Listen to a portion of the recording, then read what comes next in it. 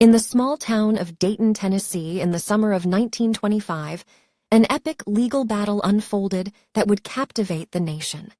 This was the Scopes Monkey trial, a trial that would come to symbolize the clash between science and religion.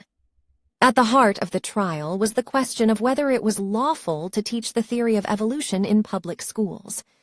The trial gained its nickname from the media, who saw it as a battle between modernism and traditionalism, much like the clash between man and monkey. The origins of the Scopes trial can be traced back to the passage of the Butler Act in Tennessee. This act made it illegal to teach any theory that denied the biblical account of creation. John T. Scopes, a young school teacher and football coach, was willing to challenge this law.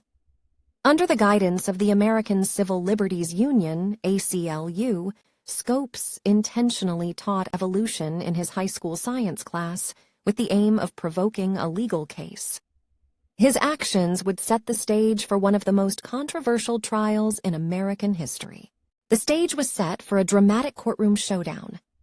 The prosecution was led by William Jennings Bryan, a prominent politician and three-time candidate for the presidency.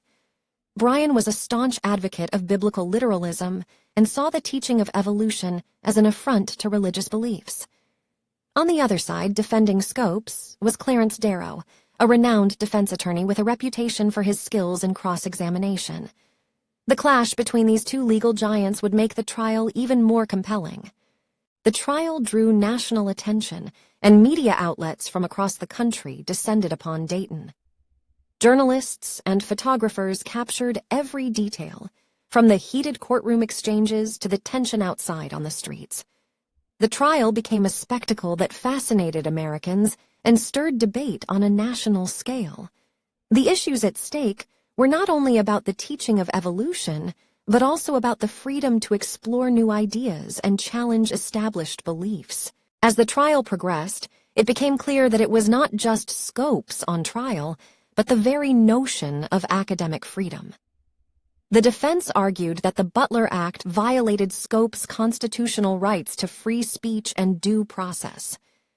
Darrow skillfully questioned Bryan on his religious beliefs and exposed what many saw as the absurdity of interpreting the Bible literally.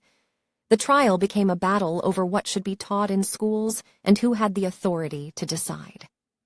In the end, Scopes was found guilty and fined $100, though the verdict was later overturned on a technicality. The trial had a lasting impact on American society. It marked a turning point in the debate over the teaching of evolution and paved the way for the acceptance of scientific ideas in the classroom.